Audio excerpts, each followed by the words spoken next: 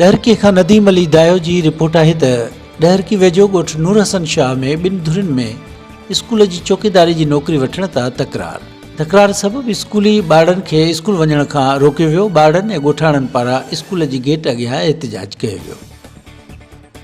तफसील मोजब ॾहरकी वेझो ॻोठ नूरहसन शाह क़हरी में सैद बिरादरी जे ॿिनि धुरियुनि में स्कूल जी चौकीदारी जी नौकरी वठण तां तकरार। ॻोठाणनि स्कूल जी गेट अॻियां एहतजाज कयो। उन मौक़े ते मंज़ूर शाह ॿुधायो त स्कूल जी ज़मीन लाइ हिकु जरैब ज़मीन बि मूं ॾिनी आहे, पर ॻोठ जो हिकु बााثر जावैद शाह जेको निजी भाड़ फैक्ट्री FFC में मुलाज़िम पिणु आहे, पर तालीम खाते जी मिली भगत सां हिकु जाली आर्डर करायो आहे, जेको आर्डर हिन कैंसिल करायो आहे, जेको हाणे मूं मथां मच्छरजी पियो आहे।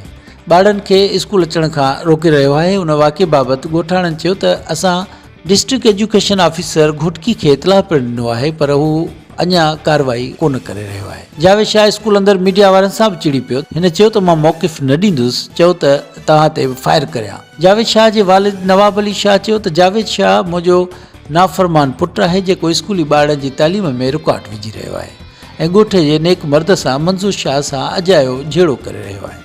हिन चयो त प्राइमरी स्कूल ॻोठ नूरहसन शाह क़हरी में मुंहिंजे पुटु जावेद शाह जाली आर्डर कराए भर्ती थियो आहे। मुंहिंजे पुट जी FFC में ड्यूटी आहे। अहिड़ी इतलाह DEO ॻोठकी खे बि ॾिनो आहे, जंहिं बैदि मूंखे बि मौतमार धमकियूं मिली रहियूं आहिनि। मां आला इख़्तियारनि खे अपील थो कयां त असांखे तहफ़ुज़ फ़राहम कयो वञे ऐं इन ख़िलाफ़ु कार्रवाई कई वञे। मीडिया जे पहुचण बैदि ॿारनि खे स्कूल छॾियो वियो। मंज़ूर शाह ऐं ॻोठाणनि चयो त मां आला इख़्तियारनि, वज़ीर तालीम, सेक्रेटरी तालीम, DEO तालीम ॻोठकी, डिप्टी कमिश्नर ॻोठकी, SSP ॻोठकी खे अपील थो कयां त हिन मामले जो फौरी नोटिस वठे।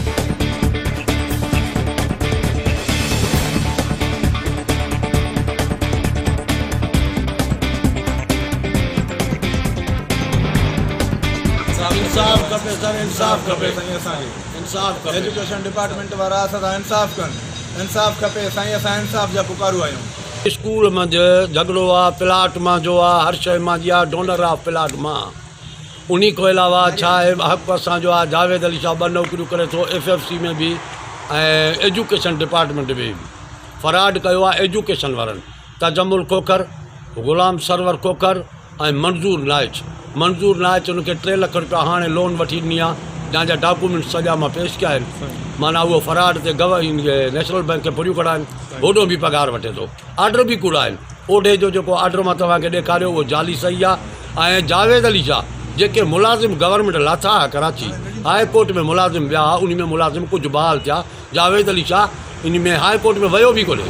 बेमाना फराड ते, उनजी ठगी ते उनको पैसा वरिता थो 2-2.5 लख रुपयो वठी करे जुगाड़ करे जाली सही सां उनजो आर्डर कयो आहे। सो बराए महिरबानी इहो आर्डर कैंसिल कयो वञे, असांखे पंहिंजो हक़ मिलियो वञे। उन जे लाइ मां इहो चवणु चाहींदुमि, ॻोठ असांजे जो अब्दुल मजीद मलिक बीठो आहे, उन खां तव्हां पुछी सघंदा हो त बाबा इहो प्लाट कंहिं ॾिनो, स्कूल कंहिं ठारायो, स्कूल जी नज़रदारी कंहिं कई, बचड़ा जेको पढ़ाए थो इहो पढ़ाइण वारो केरु आहे? साईं मंज़ूर शाह जो आहे। ज़मीन बि इन ॾिनी आहे, जो नज़रदारी बि साईं जी आहे, और जेकी चौकीदार बि इहो रहियो आहे। हाणे साईं इहो रिटायर आहे, हाणे हक़ बि इन जो आहे, इन जो पुटु काजे।